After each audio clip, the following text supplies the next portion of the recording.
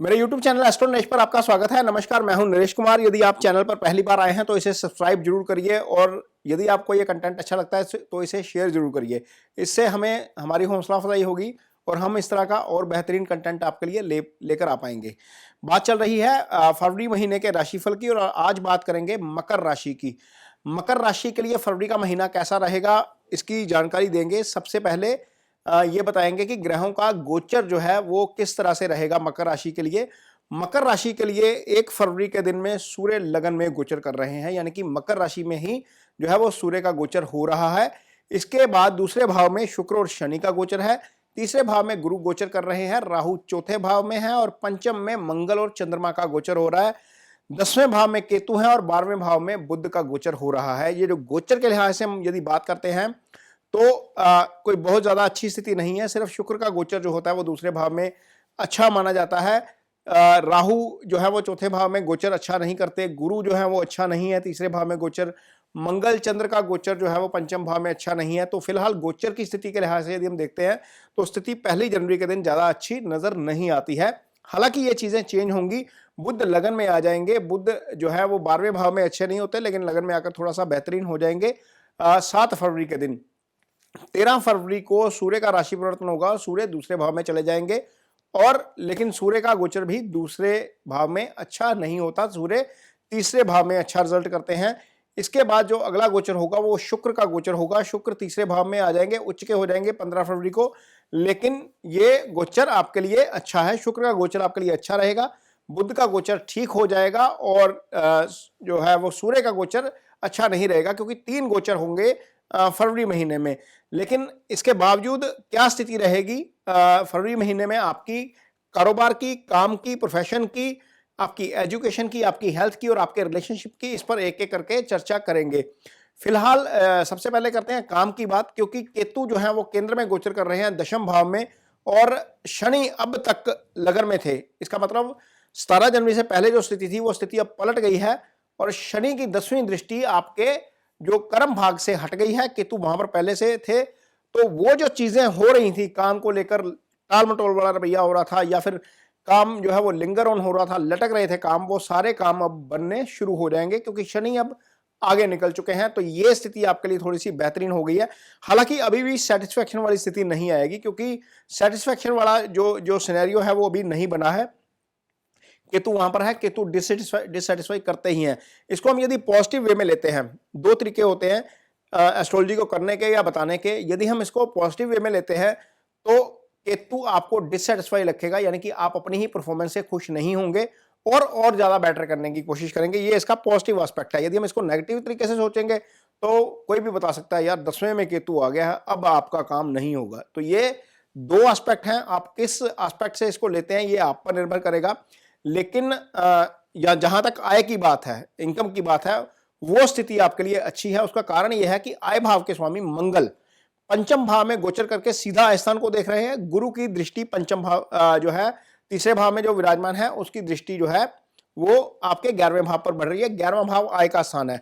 अब एक मेलाफिक और एक बेनाफिक, मंगल और गुरु दोनों की दृष्टि जब आय स्थान के ऊपर है तो निश्चित तौर पर मनी फ्लो को लेकर कोई दिक्कत फरवरी में नहीं रहेगी। हालांकि काम को लेकर डिससेटिस्फेक्शन हो सकता है, लेकिन मनी फ्लो आपका अच्छा रहेगा। इसका मतलब यह है कि फरवरी का महीना आय के लिहाज से ठीक है, अदरवाइज ठीक है।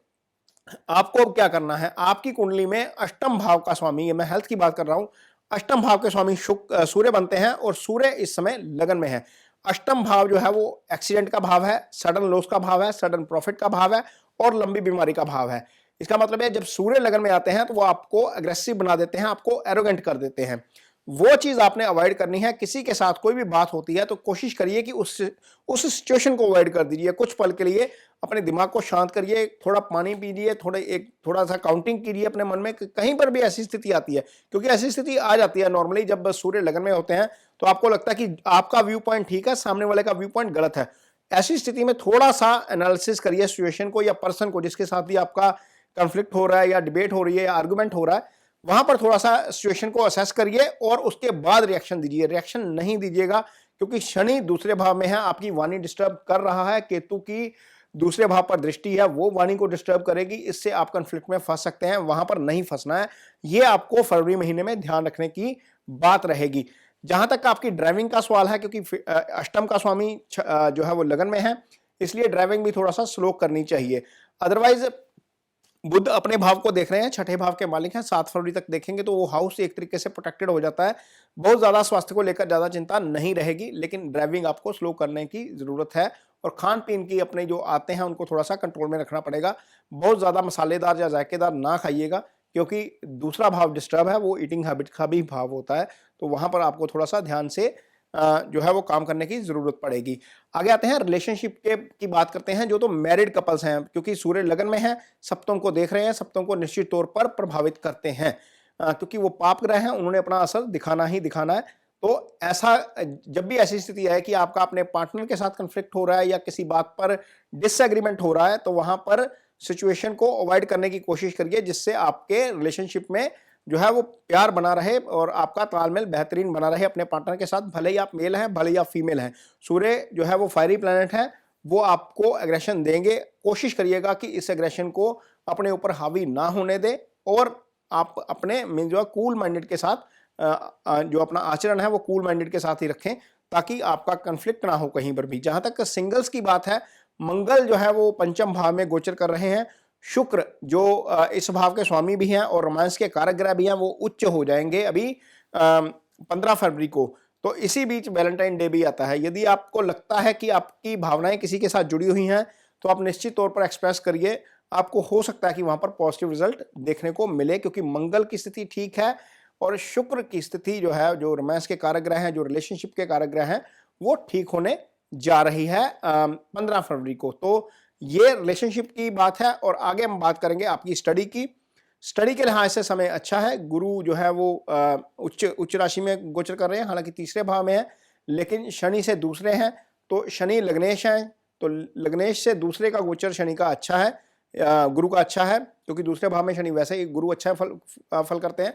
लगन से अच्छा नहीं है, लगन से तीसरे हैं, लग्नेश से दूसरे हैं, तो यह स्थिति एक तरीके से अच्छी है। वैसे भी गुरु की दृष्टि आपके भाग्य स्थान के ऊपर जा रही है, यह अध्यात्म का भाव होता है, यानी कि आपको थोड़ा पॉजिटिविटी की तरफ लेकर जाएंगे गुरु। और सप्तम भाव के ऊपर भी गुरु जा रहा है, गुरु की दृष्टि जा रही है। इसका मतलब यह है कि वो रिलेशनशिप को भी थोड़ा सा बैलेंस करेंगे। अदरवाइज स्टूडेंट्स के लिए समय अच्छा है, पढ़ाई के लिए, क्योंकि तैयारी है, आगे एग्जाम है, तो मन लगाकर पढ़िए। यदि किसी को कोई दिक्कत आती है फोकस बनाने में, तो थोड़ा मेडिटेशन करिए, चांदी के गिलास में पानी पिए, तो थोड़ा सा आपका मन जो है वो स्थिर रहता है। चांदी आपको साइंटिफिकली कूल रखती है, या आप चांदी की चेन पहन सकते हैं, लड़कियां चांदी की पंजेब पहन सकती हैं, उससे माइंड जो है वो स्थिर होता है। ये चीजें जो स्टूडेंट्स हैं उनको खासतौर पर जरूर करनी चाहिए। आगे बात करेंगे आपके जो है तो ये तो थी बात आपके हेल्थ, आपकी वेल्थ, आपके कारोबार, आपके रिलेशनशिप और आपकी स्टडी की। ये कार्यक्रम आपको कैसा लगा, इस पर मुझे अपनी राय कमेंट बॉक्स में ज़रूर दीजिए। मुझे आपकी राय का इंतज़ार रहेगा। यदि आपको ये कार्यक्रम अच्छा लगता है तो इसे शेयर ज़रूर करिए, और यदि आप पहली बार आए हैं इस चैनल पर तो इसे सब्सक्राइब जरूर करिए। इसके साथ ही मुझे दीजिए इजाज़त। नमस्कार।